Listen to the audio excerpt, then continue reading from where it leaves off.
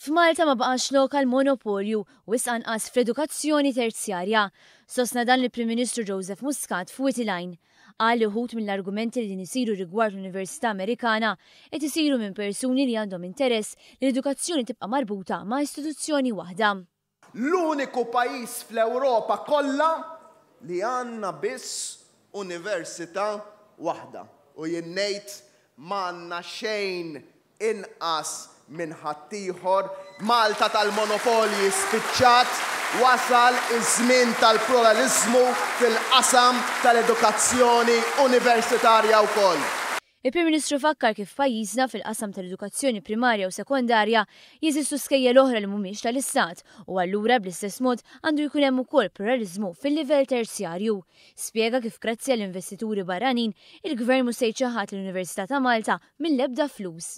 Ħdimna għalih għaliex għax il-fatt illi ħajkun investitur barrani illi ħajinvesti flus f'din l-università ifisser li l-flus tal-Gvern Malti ħajkunu jibqgħu jmorru kollha għall-Università ta' Malta mhux ħanċaħduha minn ċenteżmu wieħed lill-Università ta' Malta. Huwa spjega kif hemm miktub iswed fuq l-abjad fil-manifest elettorali li Gvern Laburista jrid li jkollu università oħra. Għal daqstan dan il-proġett huwa weda oħra li qed titwettaq bil-mod. Għandna mandat elettorali biex nagħmlu dan. Fil-programm elettorali tal-Partit Laburista hemm miktub ċar u tont illi dan il-Gvern se jkun qiegħed jara li jinfetħu aktar universitajiet ġewwa pajjiżna. Il-Prim Ministru qal li l-iskużi li qed jinġibu fosthom għax dan huwa investiment barrani huma sinifikanti. Dan għaliex fil-passaġġ ġew kumpaniji barranin bħal SGS u Lufthansa Technik u li grazzi għalihom inħolqu bosta impjiegi għal Maltin.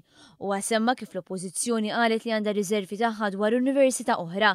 Issa dawn huma l-istess nies li qalu li l-kuntijiet ma jistgħux jorħsu u li sejrin għal bailout.